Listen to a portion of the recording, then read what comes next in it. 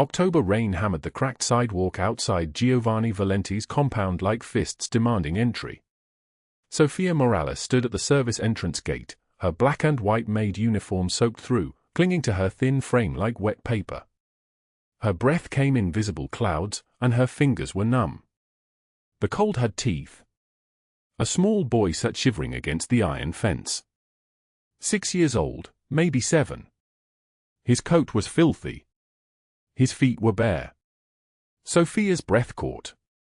She knew that look. She had worn that look. She reached into her pocket. Her hand trembled as her fingers closed around the crumpled bills inside. $78. Every single dollar she had in the world. Her last 3 days of breathing room before Douglas Hale made good on his threats. Before the eviction notice became final. Before she and her daughter Emma lost everything. The boy's lips were turning blue. She pulled out a $20 bill and pressed it into his palm. His small fingers curled around it like it was made of gold. His eyes filled with tears. She whispered words he was too young to understand. Words about hope. Words about survival. From the mansion's third-floor window, Giovanni Valenti watched through rain-streaked glass. His expression was unreadable. A stone carved by decades of violence into something that resembled a face. His lieutenant Enzo stood beside him, shoulders rigid in his tailored charcoal suit. Enzo was tall, broad-backed, with scarred knuckles that had earned him respect in dark rooms across Los Angeles. But right now, standing next to the man who had built an empire from blood and silence, Enzo looked like a child. "Boss, she just gave that kid," Enzo's voice cracked slightly. Giovanni raised one hand for silence. His fingers were adorned with rings of white gold and black stone. His voice, when it came, was low and solid like an oath carved into concrete. "I saw." His eyes remained locked on the woman below, the maid in the soaked uniform, who had just surrendered money she could not afford to lose. Who had chosen a stranger's child over her own survival. Giovanni's jaw tightened. His scarred face, a thin white line running from his left eye down to his cheekbone, a souvenir from childhood, seemed to harden further. "What is her name?" he asked. "Sofia Morales," Enzo replied. "Works nights. 14 months now. Keeps to herself. The house staff doesn't speak to her." Giovanni watched as Sofia knelt beside the boy, her soaked uniform pressing against her knees as she spoke to him. He could not hear her words through the rain, but he could read her lips. She was telling him his name was important. That he mattered.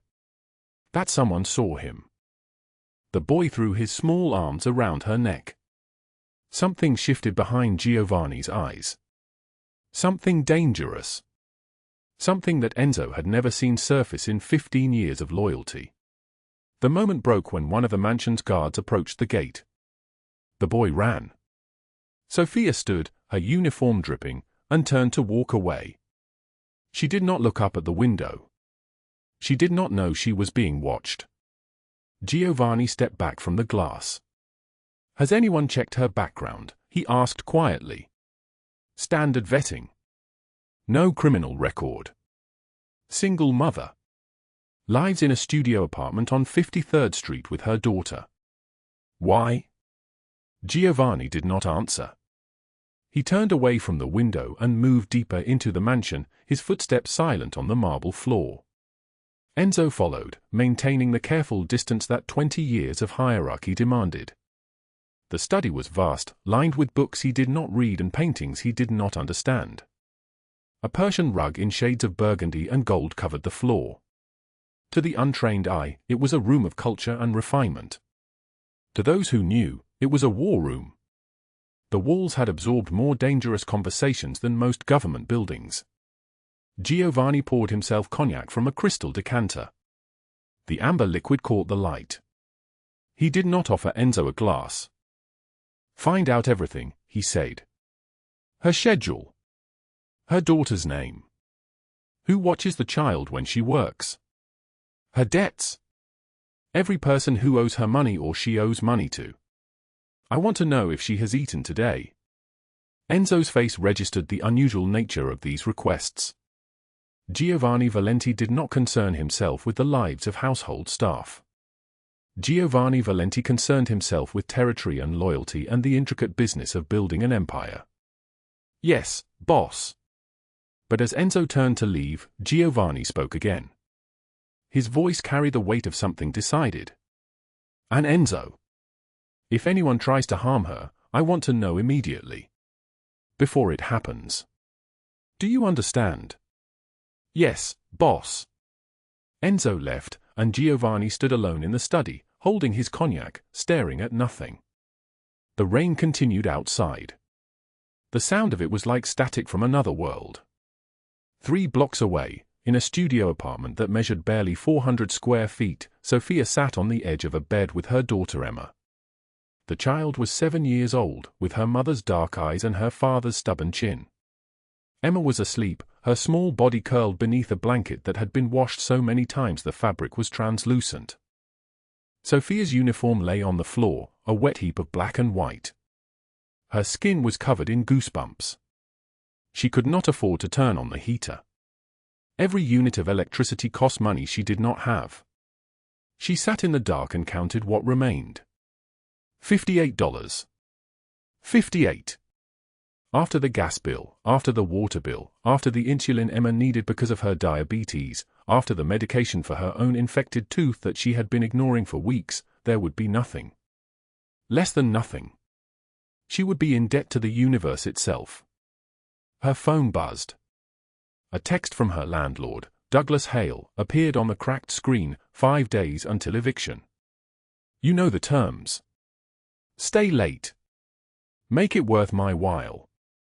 The words made her stomach turn to ice. Douglas Hale had been her boyfriend once.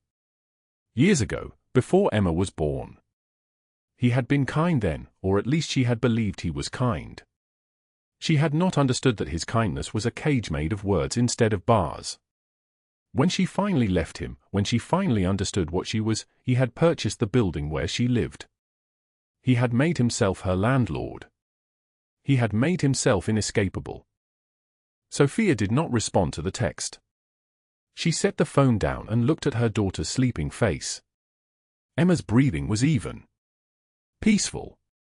She did not know that her mother had given away the last of their money to a stranger's child. She did not know that in 5 days, they would have no place to sleep. Sofia reached under the bed and pulled out a worn notebook, its edges soft from handling. Her grandmother's recipe book. The only thing she had inherited when her mother died. On every page, in her grandmother's careful handwriting, were recipes for bread and soup and pasta.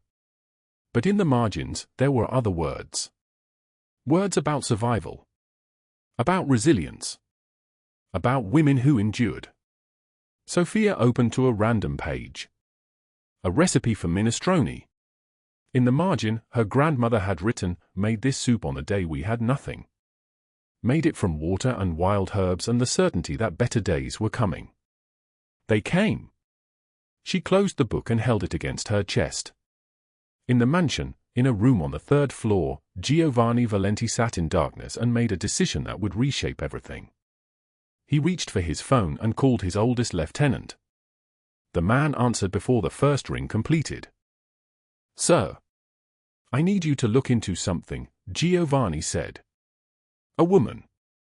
Sofia Morales. Works as a maid here. I need to know who is threatening her. I need to know why she is afraid. And I need to know by morning." The silence on the other end of the line was heavy with curiosity. "Sir, is this a security matter?" "No," Giovanni said. "This is something else. This is something I do not have a word for yet." He ended the call and returned to the window. The rain continued. The night was absolute and complete. And somewhere in that darkness, a woman lay awake next to her sleeping child, wondering how she would survive the morning. In the sprawling, restless city of Los Angeles lived a young woman named Sofia Morales.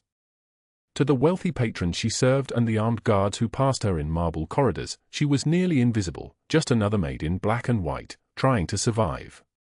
She moved through Giovanni Valenti's mansion at dawn, when the October cold seeped through the windows and her breath came out in small clouds. The chandeliers she polished cost more than she would earn in 5 years.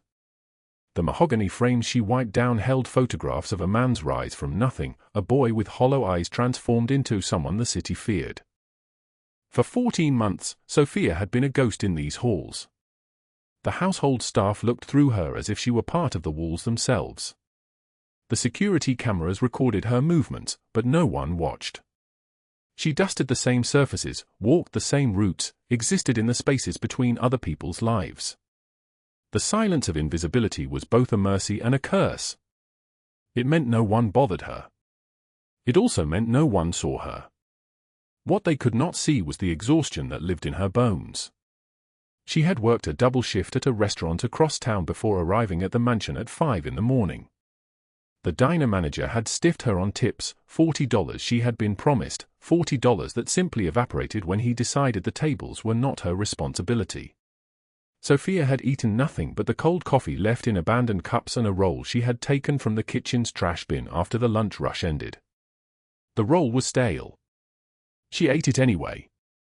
At 7:30 in the morning, Sofia left the mansion and caught the bus across the city to the studio apartment where her 7-year-old daughter Emma waited.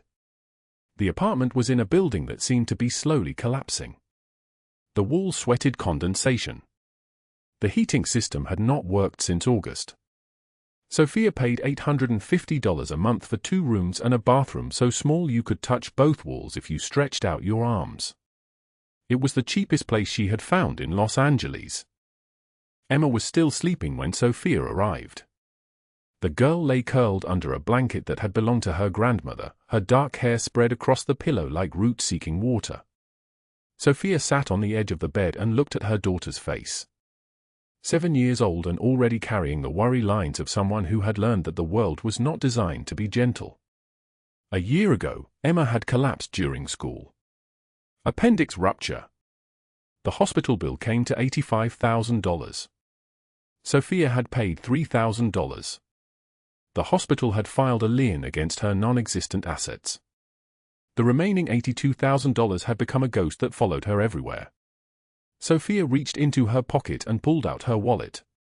Inside was $78. She counted the bills twice, knowing the number would not change. $78. This was everything between her and absolute nothing. Her rent was due in 3 days. She was short $42. She had no plan for how to close that gap. Emma stirred and opened her eyes. She was wearing the same clothes she had worn yesterday, a shirt with a small stain on the collar and pants that had become too short for her legs. Sofia made a mental note to look for longer pants at the thrift store, knowing there was no money for that purchase. "Good morning, mi amor," Sofia whispered, touching her daughter's forehead. "Mommy, I'm cold," Emma said, her voice thick with sleep. Sofia lay down beside her daughter and wrapped her body around the girl, sharing her own warmth. The blanket was thin. Outside, the October wind rattled the windows in their frames. She could hear the neighbor's television through the paper-thin walls. Siren somewhere in the distance. The sound of the city waking up and moving forward without her. "How much longer until we move?" Emma asked. The question landed like a stone in Sofia's chest. She had not told Emma about the eviction notice. She had not mentioned Douglas Hale or the 3-day deadline or the fact that in 72 hours, they might not have anywhere to sleep. But children understood things without being told. They absorbed fear and uncertainty through the air they breathed. "We are not going anywhere," Sofia said, the lie as gentle as she could make it. "We are going to stay right here." Emma pressed her face against her mother's chest and did not ask again. But she did not relax either.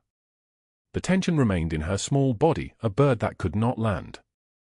Sofia got up and prepared breakfast, 2 pieces of toast with a thin spread of peanut butter and a glass of water. Emma ate slowly, chewing each bite as if food might disappear before she could swallow it. This was something Sofia had noticed. Her daughter had learned to eat carefully, as if abundance might betray her at any moment. After breakfast, Sofia walked Emma to school. The walk was 7 blocks. They passed boarded-up storefronts and men sleeping in doorways and a woman sitting on the curb with a sign that said anything helps. Sofia held Emma's hand and did not let her look too long at any of these things. The city was full of warnings about the future. She did not need her daughter to read them yet.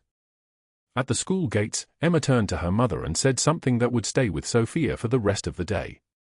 "Mommy, if we have to go somewhere else, I want to go with you." "Not with Douglas." Douglas Hale. The name created a chemical reaction in Sofia's body, a surge of adrenaline, a tightening in her throat, a sudden difficulty breathing. Douglas was her ex-boyfriend and her current landlord. He was also the reason she was drowning. 6 months ago, when she had missed a rent payment, he had offered her a choice. Pay the money with sexual favors or get out. She had refused. She had paid the money by working 3 extra shifts at the diner and skipping meals for 2 weeks. Douglas had not forgotten her refusal. His texts had become more insistent. His visits to the apartment more frequent. Last week, he had shown up with papers. Eviction notice. 3 days to vacate or he would have her arrested for trespassing. Sofia knelt down and looked into her daughter's eyes. "You are always with me," she said. "Always. That will never change. Do you understand?" Emma nodded, but the worry did not leave her face. Sofia watched her daughter walk through the school gates and disappear into the crowd of other children. Then she turned and began the long walk to her next job. She worked as a waitress at a diner called Rose's from 11 in the morning until 8 at night. After that, she would return to the mansion for a night cleaning shift that lasted until 2 in the morning. She would sleep for 2 hours, then wake to begin the cycle again. The diner was already filling with the lunch crowd when she arrived. The manager, a man named Bruce, gestured at her without looking up from his newspaper. "You're late." "Again." "Section 4 is yours. Move." She was not late. She was exactly on time. But Bruce had decided that being on time meant being late, and there was no argument that could change his mind. Sofia tied her apron and began moving between tables, carrying plates that burned her forearms and refilling water glasses for people who did not acknowledge her existence. At 3 o'clock, a man in a dark suit sat down in her section. He ordered a coffee and did not open the menu. Sofia brought the coffee and waited. He did not ask for food.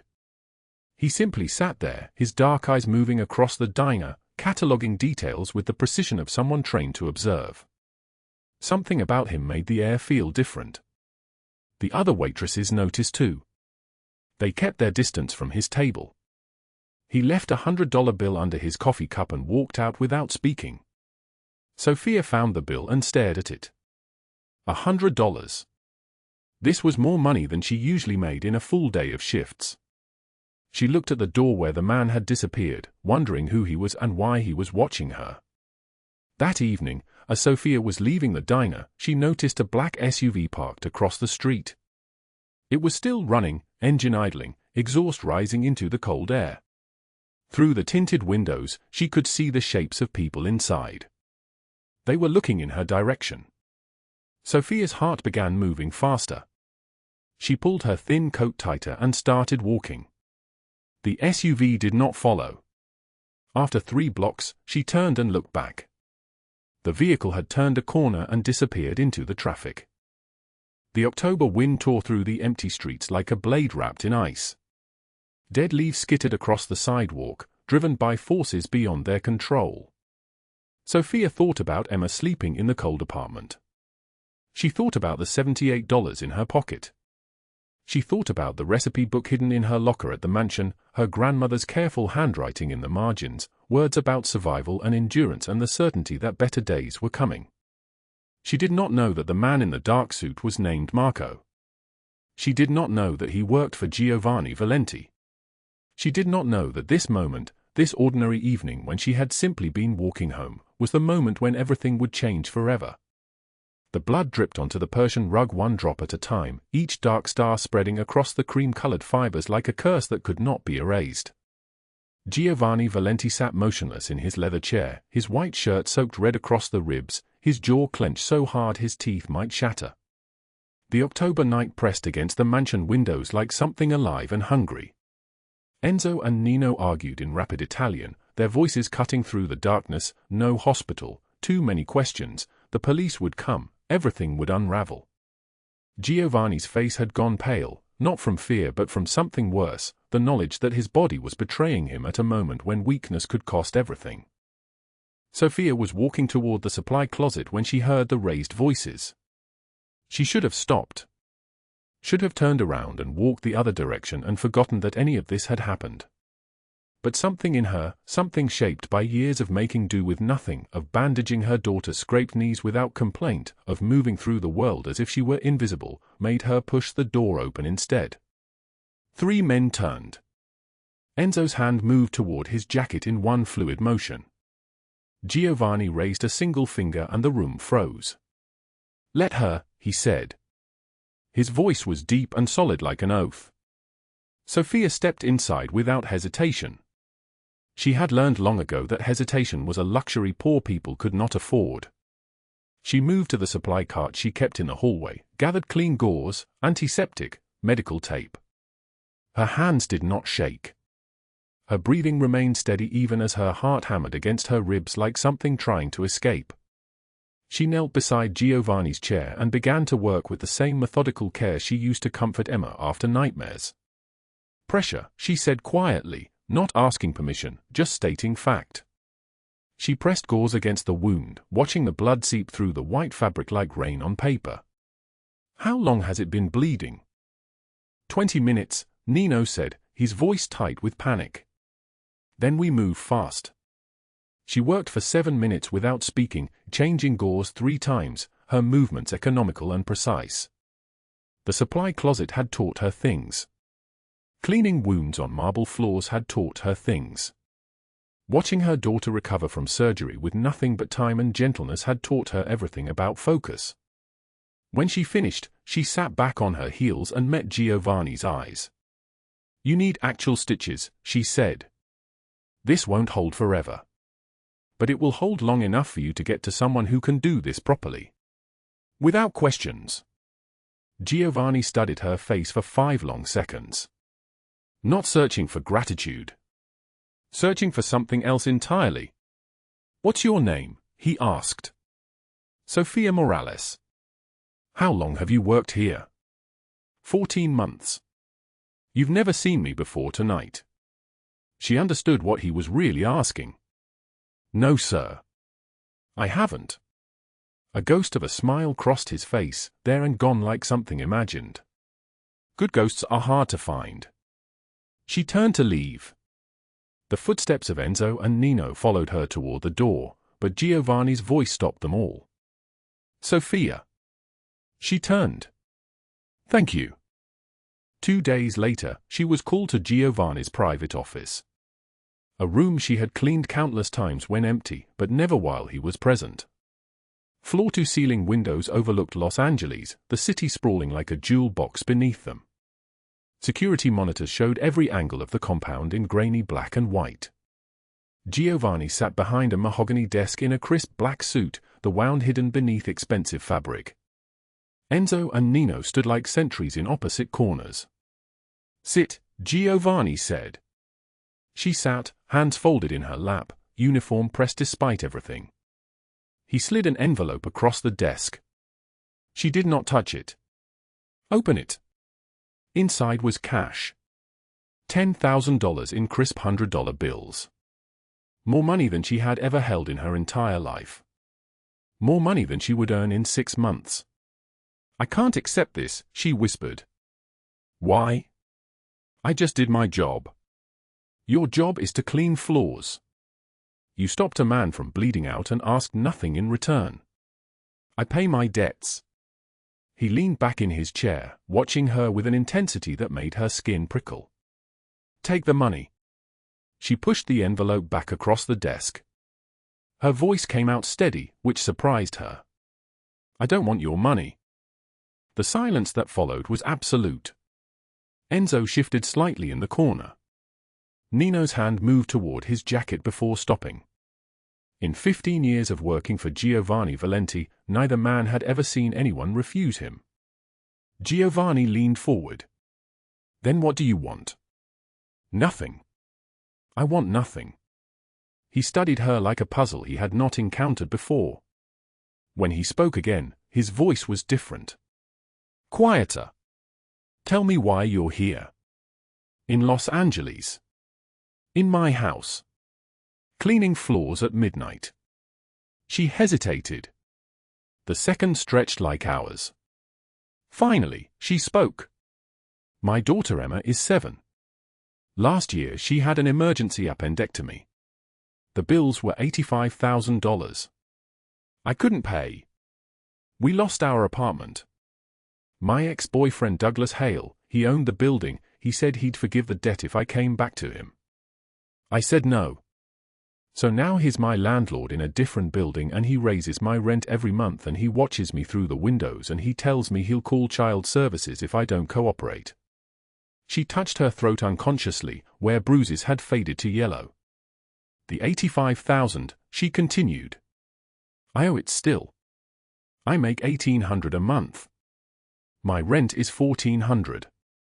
I have $78 in my pocket and an eviction notice that goes final in 3 days. That's why I'm here. That's why I clean floors at midnight. That's why I'm nobody. Giovanni stood and walked to the window, his back to her, hands clasped behind him. The city lights reflected in the glass, making him look like a man made of stars and shadow. I grew up in poverty, he said. East Los Angeles. My father used his fists more than his words. When he drank, and he always drank, he remembered everything he hated about his life and took it out on me and my mother. I was 8 when I swore that no child would suffer like I did. Not if I had power to stop it. He turned to face her. You have a child. A man threatening you. No one helping. That ends today. Why would you help me? Sofia asked. I'm nobody. You're someone who gave her last $20 to a freezing child in the rain when you needed it more than he did. You're someone who walked toward danger instead of away from it. That's not nobody. That evening, as Sofia was leaving the mansion, a silver BMW pulled up to block her path. Douglas Hale stepped out, 42 years old, expensive watch catching the streetlight, a smile that was not a smile. His cologne arrived before his words did, heavy and sharp. Sofia, baby. We need to talk. She kept walking. He grabbed her arm. His fingers dug in. I said we need to talk.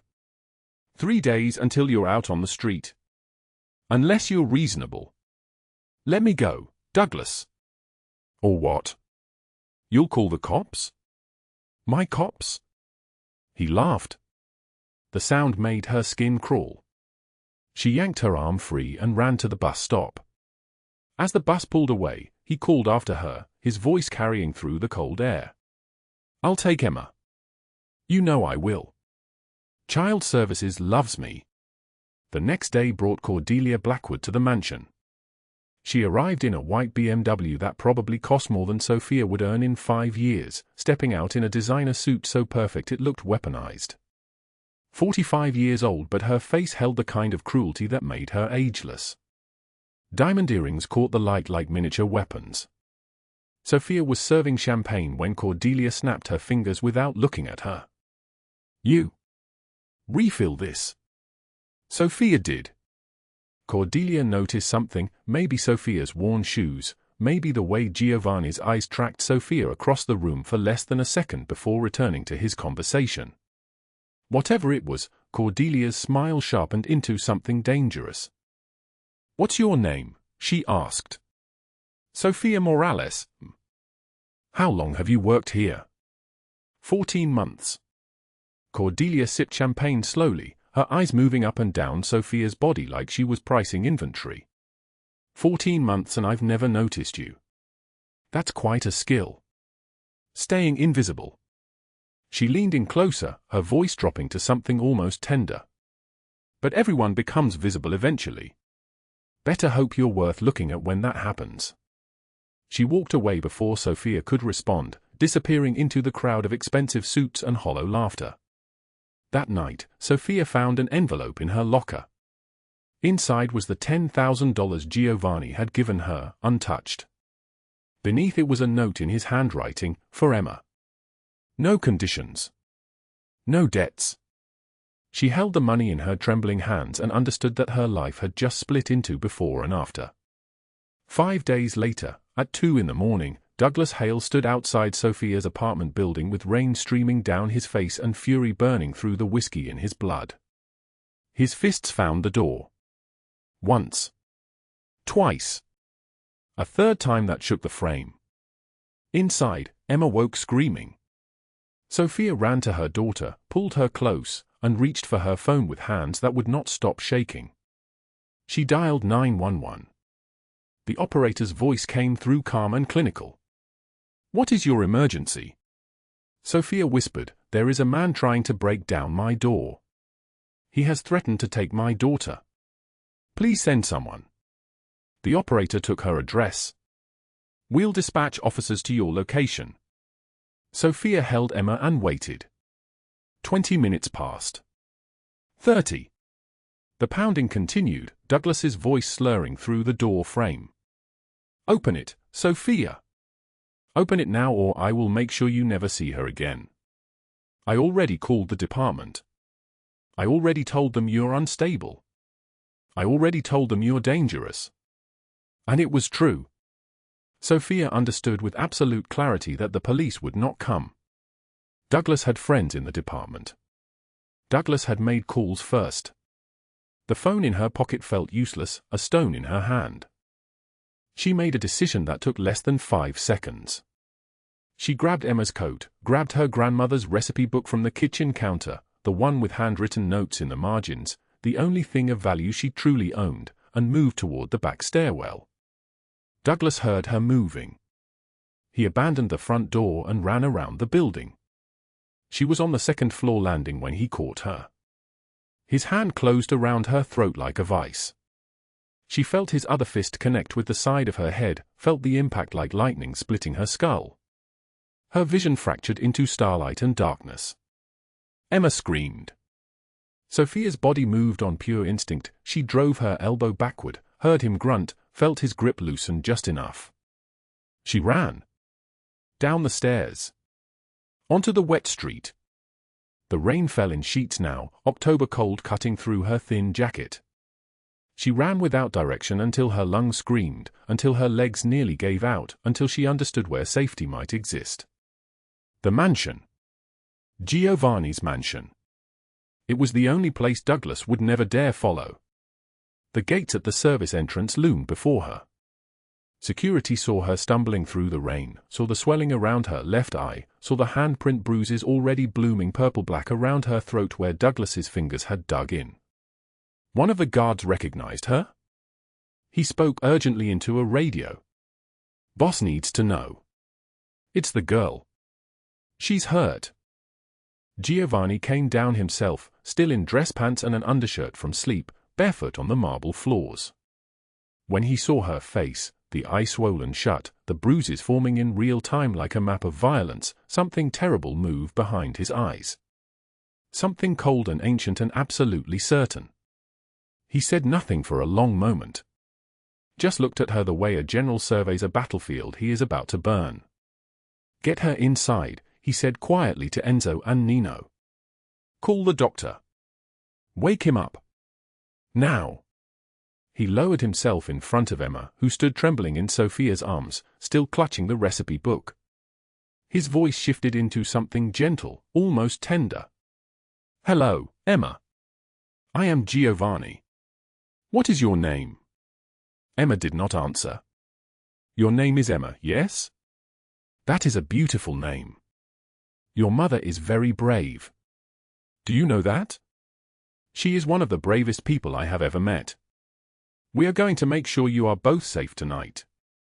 Do you like hot chocolate?" Emma nodded wordlessly, her small body rigid with terror. Giovanni looked at Nino. "Take her to the kitchen. Make hot chocolate." The kind with marshmallows. Stay with her until dawn. Do not leave her alone. Nino knelt and extended his hand to Emma. Come on, little one. Let's find some hot chocolate. The doctor arrived within 40 minutes, an older man with silver hair and hands that asked no questions, only showed competence. He worked on Sofia in a guest room while Giovanni sat in silence, his jaw locked tight. The doctor cleaned the blood from her nose, carefully examined her eye, pressed gently around her ribs checking for breaks. Bruised but nothing fractured, he said. The eye will swell more before it gets better. Ice will help. The throat, he paused, studying the bruises. He was trying to strangle her.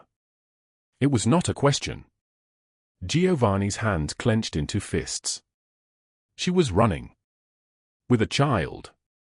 The doctor finished his work and left. Sofia sat on the edge of the bed in borrowed clothes, her face already transforming into something unrecognizable.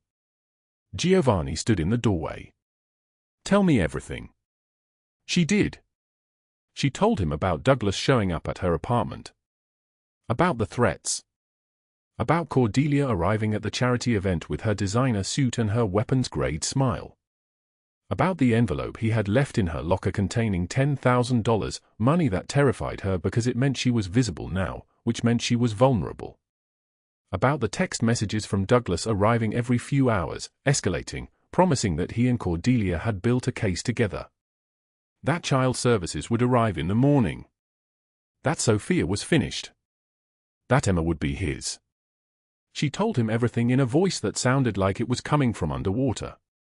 He said he's coming here tonight. That he's bringing people with him. Giovanni listened without moving. When she finished, he walked to the window and made one phone call. He did not shout. He did not threaten. He simply spoke in a voice like venom and said a single sentence, dismantle him. Then he hung up. By 6 o'clock in the morning, the sun had not yet risen, but Douglas Hale was already falling. The FBI knocked on his apartment door at 5:53 a.m. with the force of a battering ram. Douglas woke to the sound of his own door splintering inward. Federal agents in dark jackets poured through like a flood. He tried to resist. He tried to claim he had connections. He tried to invoke the names of officers he had called, officers he had paid, officers who owed him favors. None of it mattered. The federal government does not answer to local police departments. They arrested him in his bathrobe.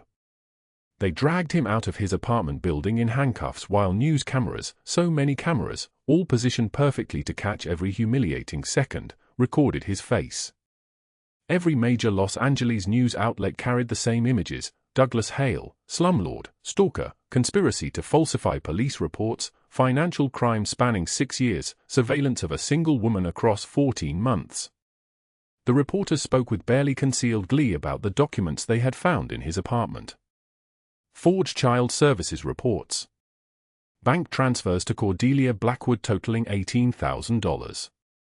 Voice recordings of his threats. Photographs of Sofia taken through her apartment windows without her knowledge. A systematic documentation of his intent to destroy her. The federal holding cell swallowed him at 7 o'clock. By 9 o'clock, his lawyers, the ones who had always answered his calls before, were not returning messages.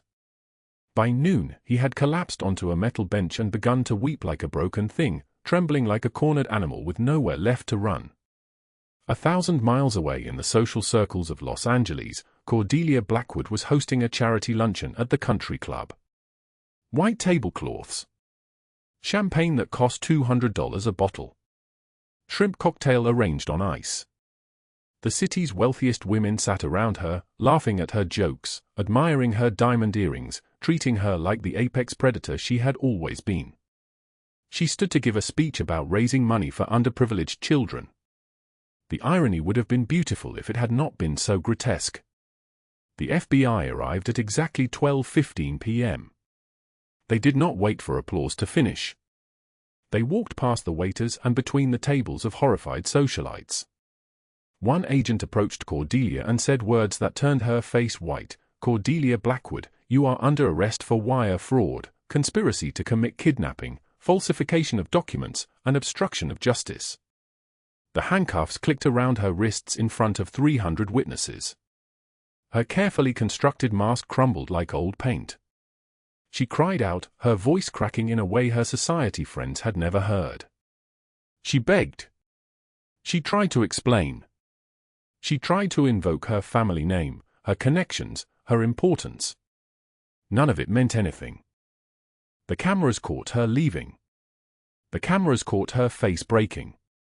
The cameras caught her being placed into a federal vehicle while her husband watched from the crowd, his expression already calculating the divorce he would file before sunset.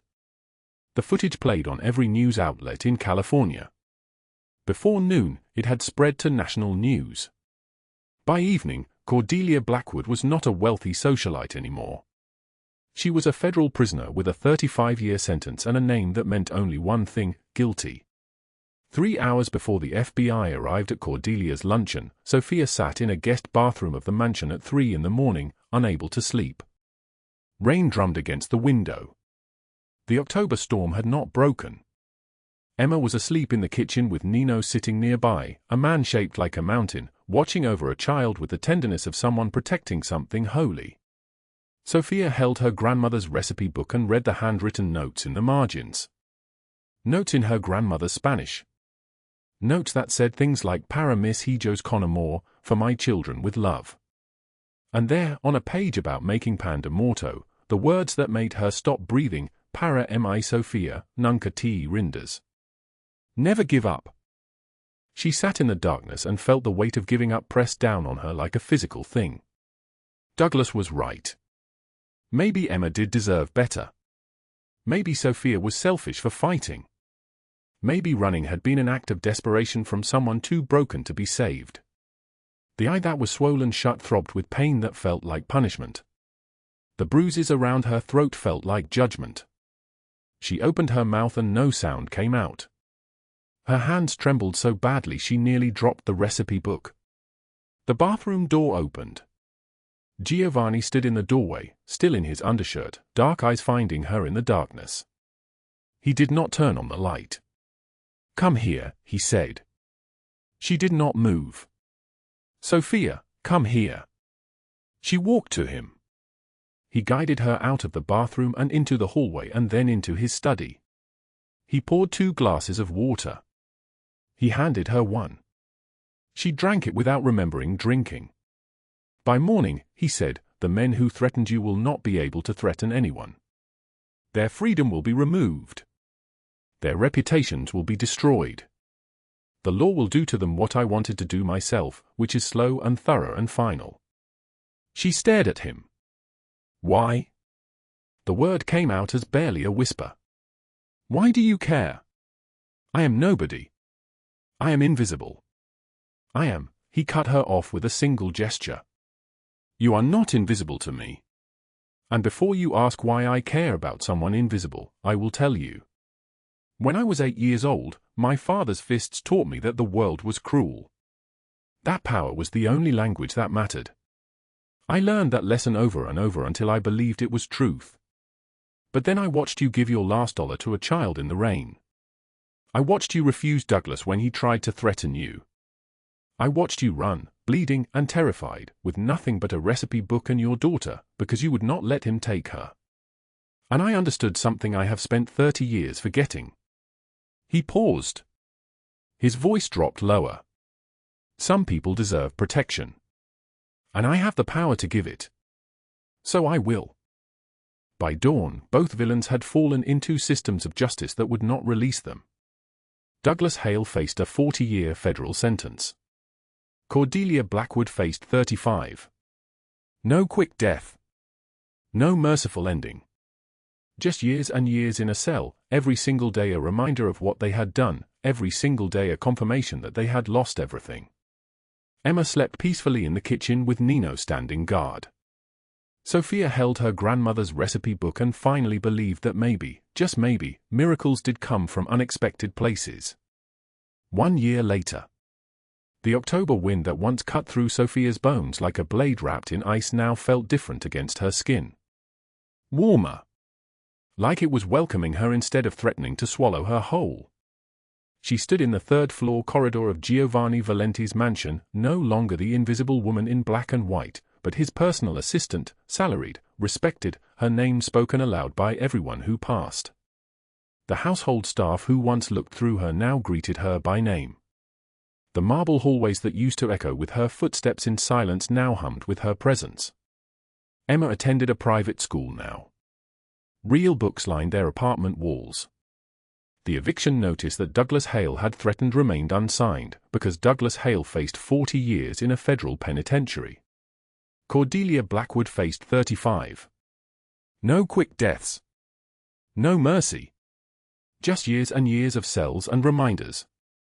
But something had shifted between Sofia and Giovanni. Something unspoken. He never pushed. She never asked why he maintained this careful distance, this professional boundary that felt increasingly impossible to breathe around. A year of working beside him. A year of his dark eyes watching her during meetings. A year of her heart doing things she could not control. Tonight, he hosted international contacts in the main conference room. Legitimate business deals now. Millions flowing through legal channels because Giovanni Valenti had begun the slowest, most deliberate transformation from shadow to substance. Neither of them had said it aloud, but Sofia understood the truth. A man learning kindness because he had witnessed it firsthand does not build empires on fear anymore. She worked late, coordinating details, translators, security protocols, catering arranged with such precision that nothing could go wrong. By midnight, she needed air. The third-floor balcony called to her. The same balcony where she had stood a year ago, invisible, carrying the weight of $78 in her pocket and $85,000 in impossible debts. She stepped outside. The October cold wrapped around her, but it did not bite anymore. Giovanni stood in the doorway. She did not hear him approach. He simply appeared, the way he always appeared in her life now, inevitable, undeniable, impossible to ignore. "You should be in bed," he said. His voice carried that same depth, but something in it had changed too. Less command. More question. She turned to face him. "So should you. I cannot sleep when you are awake in my house." He stepped onto the balcony. The city sprawled below them, thousands of lights like captured stars. "I have spent a year trying to understand why. I told you why I helped you that night," Sofia said quietly. "I just helped." It was... No. He moved closer.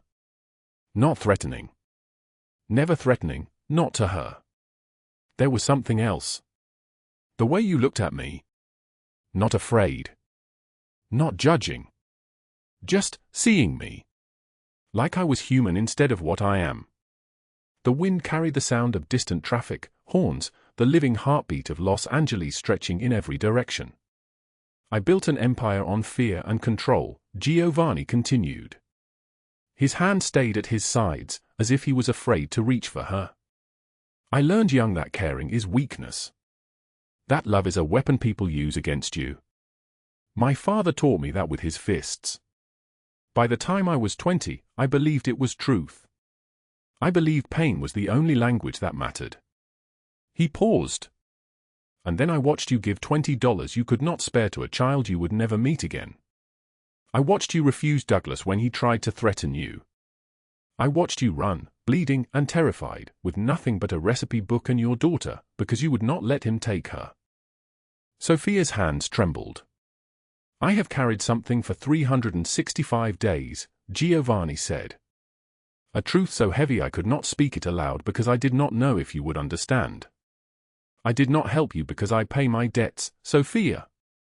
I helped you because from that moment in the rain, I have not been able to stop thinking about you. About how someone with nothing gave everything. About how you chose kindness when the world taught you cruelty. I helped you because I am in love with you and I did not know how to say it." Silence. The kind of silence that stretches like infinity. "You do not have to say anything," he said.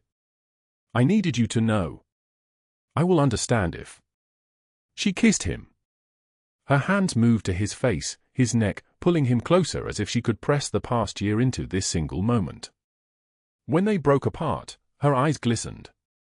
"I gave that child $20 because my grandmother taught me that miracles come from the most unexpected places," Sofia whispered.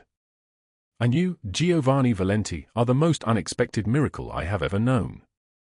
He held her against the October night, the wind carrying their whispered confessions down into the city streets below. 6 months later, Emma called him Gio, and he taught her chess in a study where blood had once stained the Persian rug. Now it was simply a room where a man learned to be gentle. Sofia still kept her grandmother's recipe book on her desk, but now it sat in Giovanni's main office, beside hers, both of them building something legitimate from the ashes of what had been. Walking through the marble corridors one evening, Sofia found the boy from the rain. He was older now, cleaned up, wearing new clothes, being interviewed for a position in Giovanni's new youth outreach program. A legitimate venture. A real one. Helping children from poverty find paths that did not require blood or fear. The boy did not recognize her.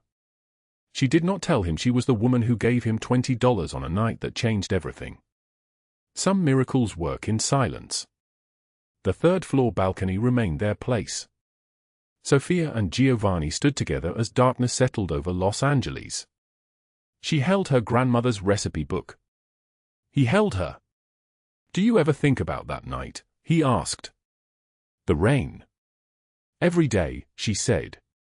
"Do you regret it? Giving away money you needed?" Sofia looked up at him, and her eyes carried the light of 1,000 small kindnesses that had shaped her into someone unbreakable. "That $20 bought me everything that matters. It bought me you." Sometimes the smallest acts of compassion echo the loudest. Sometimes giving away your last dollar to a stranger is the investment that returns everything. Sofia learned that kindness is never wasted. Giovanni learned that strength is not built only through fear.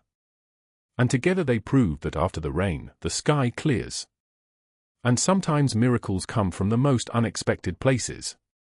If this story moved your heart, hit that like button now.